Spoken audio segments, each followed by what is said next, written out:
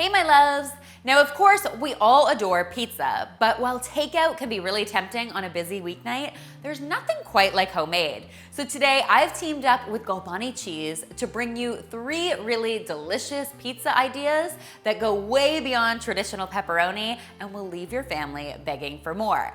Now each one of these yummy recipes of course features ooey gooey Galbani cheese, which thanks to 130 years of Italian craftsmanship, not only is Italy's #1 cheese brand, but is also the #1 brand of mozzarella and ricotta in the United States. Today, we're whipping up a hot and spicy Italian sausage pizza, a creamy white mushroom and spinach pizza, and a really fresh and flavorful grilled veggie pizza that I think you guys are going to love. So I'm so excited to get right into it. We're kicking things off with our hot and spicy Italian sausage pizza, which of course starts with some Italian sausage.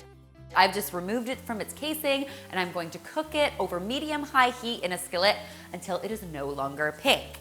Then it is time to assemble our pizza. Now I'll admit it, for all of these pizzas, I'm using a store-bought pizza dough. If you have a pizza crust recipe that you love, I highly recommend making homemade. But I just think store-bought pizza crust is such a great weeknight dinner solution. We're just basically going to place it in either a pizza pan or a baking sheet. Either will totally work. As you can see, I'm keeping the edges a little taller. That's going to create the reservoir so that our toppings don't try to seep out the edges. Once our dough is ready, it is time to get to the toppings. So in this case, I'm starting with a base of tomato sauce. I'm just gonna spread that over my pizza with a spoon. Then I'm going to pile on all of that hot Italian sausage that I just cooked. Next, I am going to top this with some beautiful dollops of ricotta cheese. Now, if you have never had ricotta cheese on a pizza, you are in for a real treat. These little cloud-like dollops of ricotta are going to add a ton of creaminess to this pizza and make it even more decadent, which of course, you know I love. Next, we are going to top this with a few well-placed red onions. I love red onion on pizza. I think it has such a beautiful sweetness to it. Next up, we are adding our red chili peppers. I've just taken 1 red chili and chopped it up. Now, if you can't find red chilies, not to worry, you could do this with red chili flakes, that would work. Or you could use those hot banana peppers that you can find in the pickle aisle at your supermarket. All of those options will bring the heat, and that, of course, is what this pizza is all about. We're finishing this off with a really good sprinkle of hand-shredded Galbani mozzarella cheese, and into the oven this beauty goes. I've got my oven preheated to 500 degrees Fahrenheit. We're going to cook it for between 12 and 15 minutes or until all of that cheese is melted and our crust is nice and golden. And there you have it, an incredibly hearty weeknight pizza dinner that comes together in under 30 minutes. How great is that? Next on today's menu, we are making a white mushroom and spinach pizza. Now, if you've never had a white pizza before, the concept is really simple. Instead of using traditional tomato sauce in this recipe, the base is going to be a nice creamy layer of ricotta cheese. What is not to enjoy about that? For this recipe, I'm going to start with a skillet on the stove. I'm going to heat some oil over medium-high heat, and to that, I'm going to add some beautiful sliced mushrooms. Now, you all know how much I love sauteed mushrooms, and of course, they make a really wonderful pizza topping. Once those mushrooms have softened up, it is time to add in some flavor. I've got some freshly minced garlic, and I've also got some freshly chopped rosemary and thyme. Once those are heated up after about 30 seconds or so, it is time to load in our spinach. Not to worry if it looks like a lot at first, as we all know, spinach tends to shrink as it releases all of its moisture and then wilts down into just the good stuff. Once all that spinach is wilted, we're just gonna season it with some salt and pepper and set it aside while we get to assembling our pizza. Once again, I'm using a store-bought pizza dough here. I'm just gonna stretch it out and then place it into my pizza pan. Like I said earlier, the base for this pizza, instead of tomato sauce, is going to be a really nice layer of creamy Galbani ricotta cheese. I've got about a cup of ricotta happening here. You know how I feel about the cheese. Once we've got that layer of ricotta down, we are going to pile on our beautiful mushroom and spinach mixture.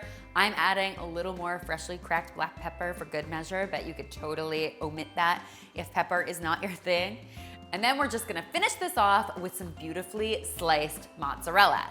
Now, of course, you definitely have the option to use some hand-shredded mozzarella here. That would work, but slicing your mozzarella and placing it on your pizza makes for a totally different texture and gets the top really beautiful and bubbly and cheesy.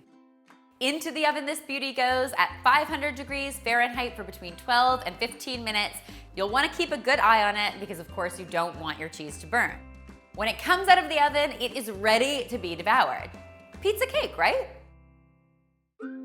For my third trick today, I'm going to show you guys a really cool grilled pizza.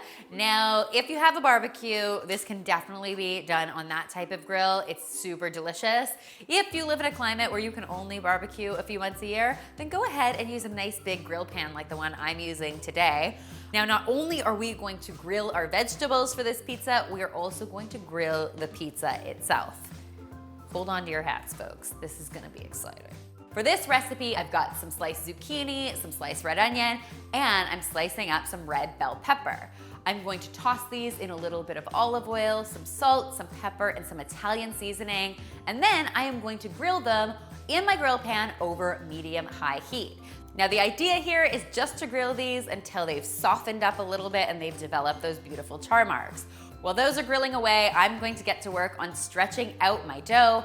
In this case, because I'm grilling this pizza, I'm also going to add a step by drizzling on some olive oil to both sides. This, of course, is to prevent our dough from sticking to our grill, which could put you in a sticky situation. Next, I'm just going to remove my veggies from my grill pan and give them a rough chop. Now for the moment of truth. I'm going to place my dough directly into my grill pan and let it cook for 2 or 3 minutes, just until it starts to set. Here's the trickiest part. We're going to use a spatula to flip our dough over so that both sides essentially get cooked evenly. Once we've got our dough over, it is time to assemble our pizza. We're gonna do this by putting down a layer of tomato sauce, adding some dollops of ricotta. So good. Next, we are going to load on our veggies. This is such a delicious treat for a vegetarian, perfect for Meatless Monday.